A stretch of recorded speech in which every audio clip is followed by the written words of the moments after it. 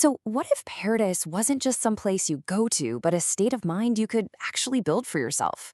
Well, there's an ancient text that gives us a blueprint for exactly that. It's a vision so detailed, so vivid, it's really meant to be a mental exercise. So, come on, let's explore this incredible celestial land of treasures together. All right, to start, the sheer scale of this place is, well, it's staggering.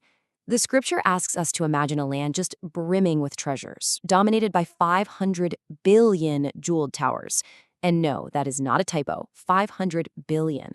Just try to picture that, each one a magnificent structure, stretching out as far as your mind's eye can possibly see. But, these towers aren't just empty, silent monuments. Not at all. As we see here, they are absolutely teeming with life and sound. The text describes them as being filled with countless celestial beings, all creating this heavenly music. So this isn't some static, quiet paradise. It's a place of constant, beautiful, vibrant activity. And the magic just keeps on coming. The source of all this music isn't just the beings inside the towers. The scripture talks about musical instruments just suspended in the sky, hanging there in midair.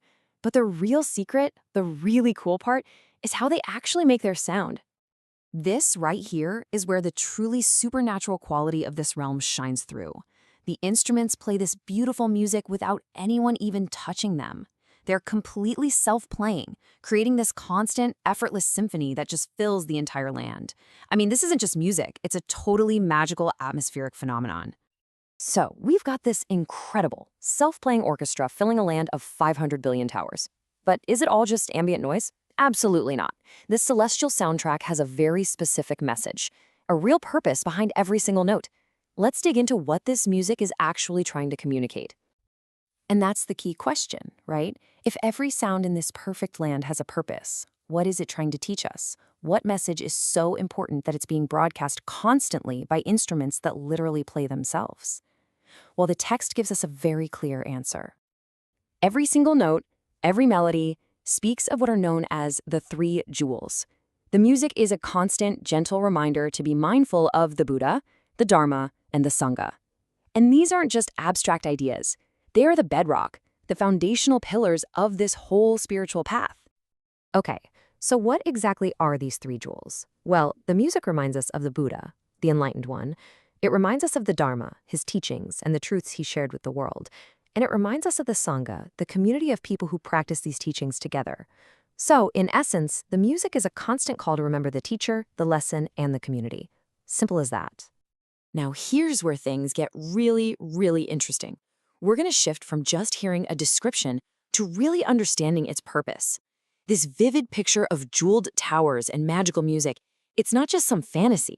It's the actual blueprint for a specific mental exercise, a powerful form of meditation. And, the practice itself is surprisingly straightforward. The first step is just to hold this entire vision in your mind, the land, the towers, the beings, the music, and its message, with absolute crystal clarity. According to the text, just achieving this clear mental picture is the practice. That's it. It's known as the general visualization, or the Sixth Contemplation. Of course, a practice this specific comes with an equally specific and pretty high-stakes promise. What's the ultimate reward for successfully holding this vision in your mind? The text makes two really powerful claims about the outcome for anyone who can pull off this feat of visualization. The rewards are, frankly, profound.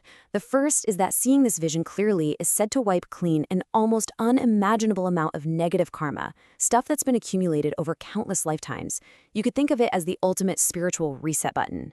And the second promise is even more direct. At the end of your life, you will be reborn in that very same land of treasures you so vividly visualized.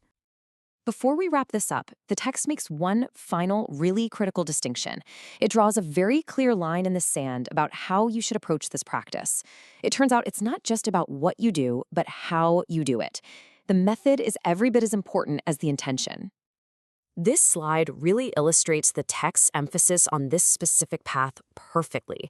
Performing the contemplation exactly as it's described is called correct contemplation, and that's the path to the promised rewards.